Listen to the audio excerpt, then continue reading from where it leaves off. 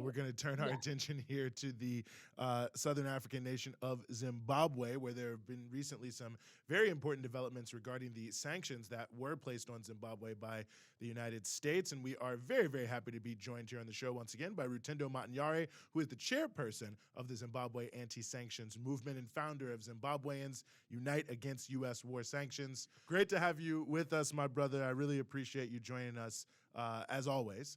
And just to jump right into it, so I think a lot of people here in the United States probably saw some headlines a couple weeks ago that seemed like some sanctions were being lifted from Zimbabwe, maybe some were being reimposed. I think it was a little bit confusing probably for a lot of just lay people to understand exactly what was taking place. So if you could maybe just set the table for us about what has actually taken place in terms of the changes with sanctions levied on Zimbabwe.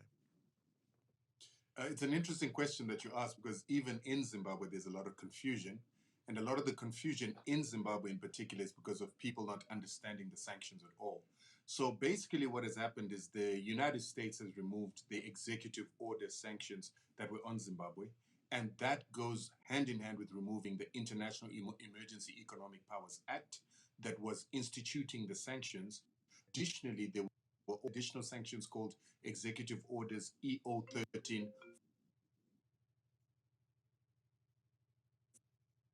Oh no. I think the people putting oh, there we go. We got you back. Right. That was a phone call coming through. I'm sorry. Oh, no problem. You were on executive orders. Yes. So the executive orders were actually, what many people don't understand is they were actually a declaration of war on Zimbabwe by the US president. So many people say, what do you mean a declaration of war? Well, when the US president discovered that, or decided that Zimbabwe was an extraordinary threat and unusual threat to the United States government, that automatically made him declare a national emergency. And this was a national emergency on a nation state. And because of that reason, there are only two options of dealing with a nation state as a threat to the United States. Either you declare the utilization of economic weapons or the utilization of military weapons. And this is what the United States government decided to do, is it decided to utilize economic weapons under the International Emergency Economic Powers Act. And the International Emergency Economic Powers Act is actually a war and defense weapon or a war and defense mechanism that says that the United States must neutralize the threat that is imposed on it or posed on it by a nation by not assisting it economically and making sure that its allies and other countries in the world do not give it economic assistance, that it continues to be a threat to the United States. And in the event that economic weapons do not neutralize this country, then the US president can always declare an additional state of emergency or national emergency to actually put boots on the ground. So a lot of Zimbabweans don't understand that they were actually in a situation where they were actually likely to be invaded by the United States if the economic weapons did not work. And it is these economic weapons that are tailored to target your banking system, to make sure you don't get payment clearances. Your banks cannot have corresponding banking relationships with any other banks in the world that want to do business in America, that want to do business with Americans. And also, it bars companies from giving products, technology, logistics, assistance. And it also blocks the assets of this nation that has been declared a threat to the United States. So they were substantial. They were actually a declaration of war. And that's why they're defined as Title 50 war and defense sanctions. And that's what Zimbabwe was under for the past 23 years.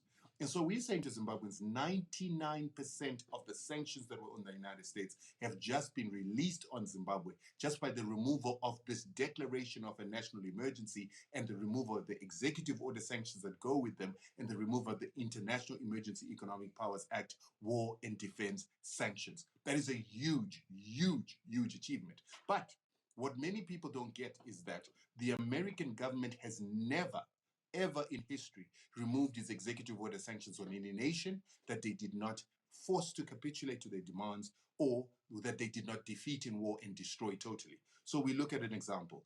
Japan was put under emergency executive order sanctions in 1939, and that culminated in war, and that culminated in the bombardment of Hiroshima and Nagasaki with nuclear weapons, and Japan capitulating. Only then were the sanctions removed. With Germany, Germany was taken to war by the United States after sanctions were imposed on it.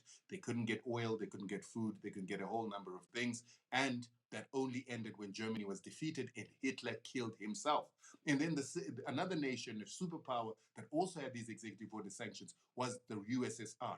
The USSR had these sanctions probably for the longest period of time, and they only stopped after Glasnost and the total bifurcation or the division of the USSR by the United States. That's when the executive order sanctions were removed. Now, Zimbabwe has miraculously been able to utilize the skill of utilizing international law, human rights law, pressure from the region, pressure with humanitarian activists, pressure with international human rights lawyers, and pressure with legal cases to force the United States to remove their sanctions for the first time in history. Not only did they do that, we also forced Congress, the Subcommittee on Human Rights, Health, and Organization, to undertake an impact assessment of US sanctions on health and human rights upon civilians. It's the first time it's ever happened. Not only did they do it in Zimbabwe, but because of this pressure we put on them, they were forced to do the very same for all other African countries that are under American sanctions, but they only removed the ones that are on Zimbabwe. So it's a humongous achievement. So other people are saying, why the additional sanctions?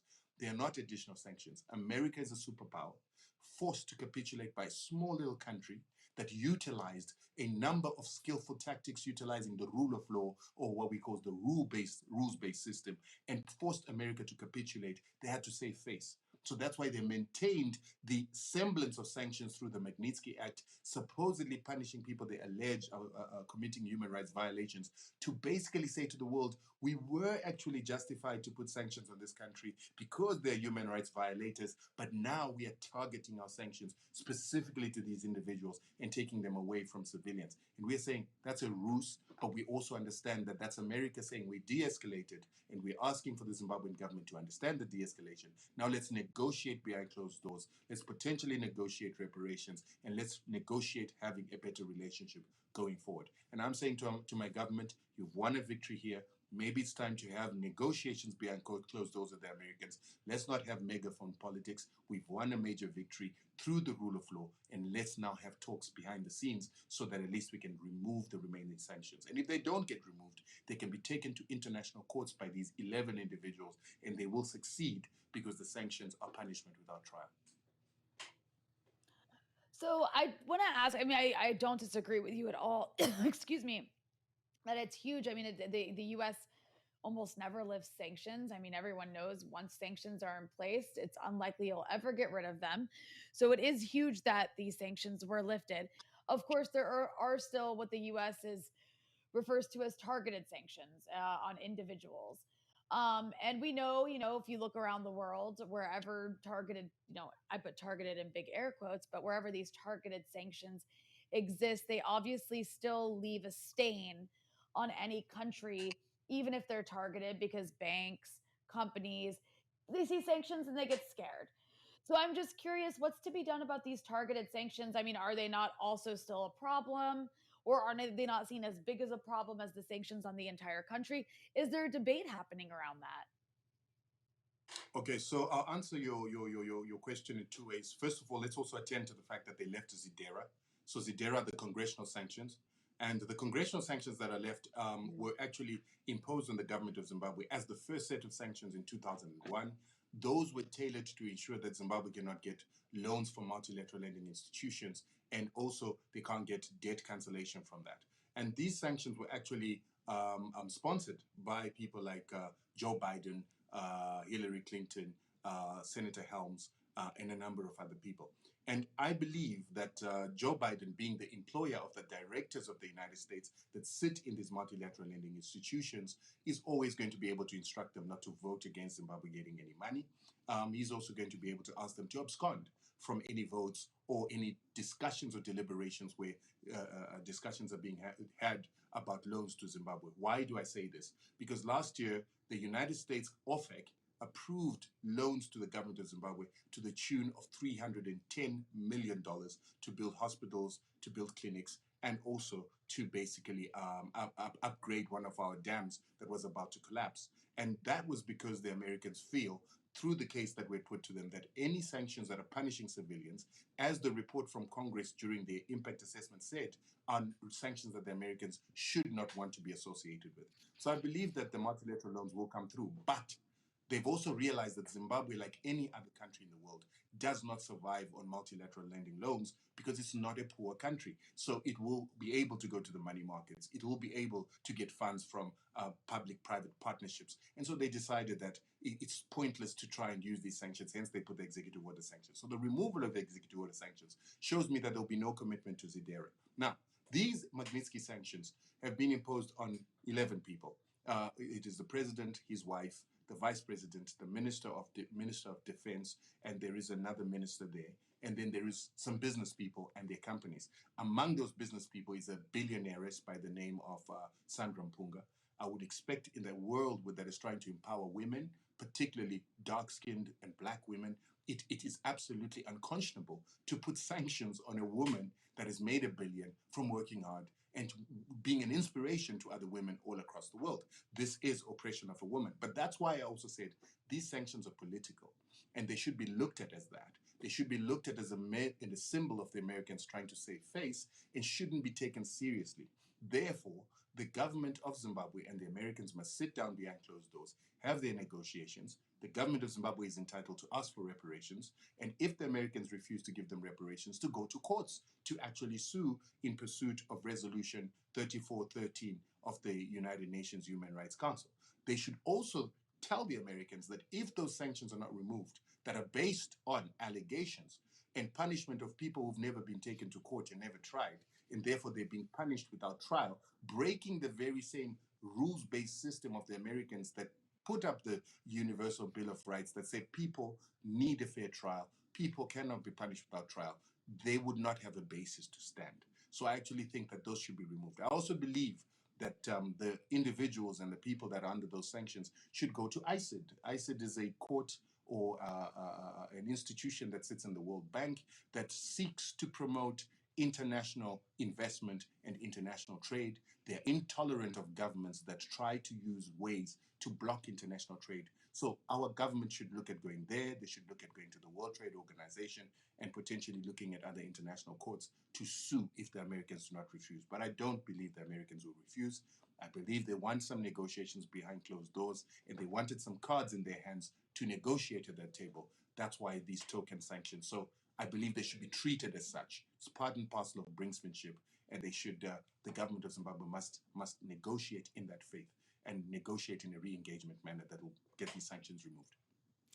You know, moving forward here, I'm curious your thoughts about what maybe some of the impacts of this will be. I mean, of course, the other sort of side piece of this is the huge amount of misinformation that's been put out about Zimbabwe. But of course, there's been bumper crops in tobacco and weed and corn. The most gold ever, I think last year was the most gold ever, brought forward. So obviously some key elements of economic strength there in Zimbabwe, despite the fact there were so many shackles. So now that these movements have taken place, what are some of the things you think perhaps in the near term we can expect, especially for those who have been trying to make their way in the post-land reform era? Two issues. First of all, Zimbabweans are shell-shocked, particularly the business community of Zimbabwe. It's totally shell-shocked. They're not happy with the removal of sanctions because they've just realized that the removal of sanctions means the opening up of the economy, coming in of competition, very stiff competition from first world countries, very stiff competition from countries and companies that have huge money, sometimes money that is multiples of our government's own budget and multiples of their own companies' budget. So there is a lot of unhappiness, ironically, to the removal of sanctions from businesses in Zimbabwe. They know that they're going to have to pull up their socks. They know that they're going to have to re-strategize and write new strategies. They're going to have to come up with serious strategies and probably reorganize their companies and get new staff because they're going to be competing with the best of the best going forward. And they understand that. They understand that their monopolies are coming to an end. People were making easy money. People were able to export the gold of Zimbabwe without going through institutions of the country because they were under sanctions. People who were exporting diamonds of the country and other minerals of the country now have to give that duty over to the companies like the Minerals Marketing Corporation of Zimbabwe to do that. Gold is now going to be sold by Fidelity printers back to the international markets, and a lot of people are not happy about that. I thought I'd be a hero in my country, wasn't a hero, actually hated by some of the people that admired me when they thought we were going to lose this thing. But when we've now won it, I've become an enemy of quite a lot of people. But we know that the economy is going to pick up, and the common man on the street is going to feel the difference. We're going to see jobs being created, we're going to see companies opening up, and we're going to see change in Zimbabwe. The government is going to collect more taxes, definitely. The government is also going to see an upturn in the development of investment and the development of infrastructure. So that is a good thing on the overall. We can't have a few individuals continuing to benefit at the expense of the majority. And I'm happy that with the government getting more money, better hospitals, better healthcare services, and better services from the government to the people, and also social welfare for the poor. But there is a bittersweet to this. And the bittersweet is that the Americans removed sanctions on Zimbabwe for all the reasons that I gave you. But we also believe that there's a sinister agenda as well, in that they are looking at sanctioning the South African government in the event that the ANC wins elections in May. And if the ANC wins in May, if they don't have a coalition, I believe that the current bill that is being discussed in Congress, the U.S.-South Africa relationship, I think that bill will turn into an act.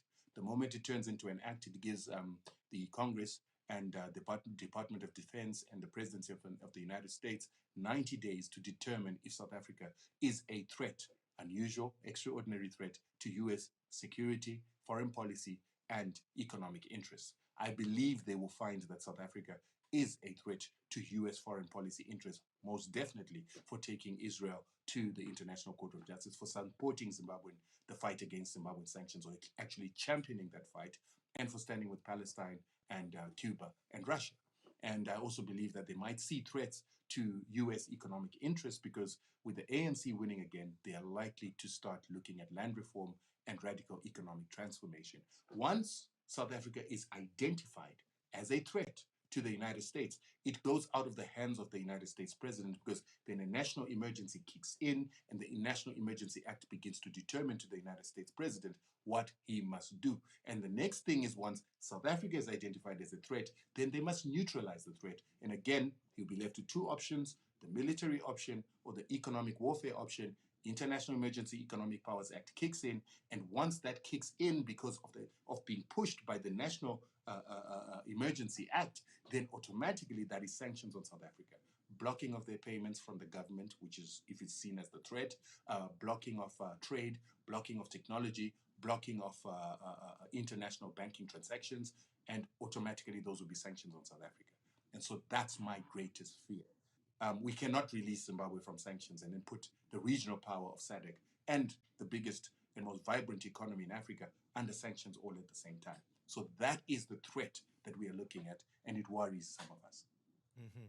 Well, the struggle for African liberation continues on multiple fronts, but good to have at least one win in the column. Rutendo Matinyarare, Chairperson of the Zimbabwe Anti-Sanctions Movement, we really appreciate you, as always, coming on to help us sort through all these details. Thank you so much. I appreciate all the time you always give me here.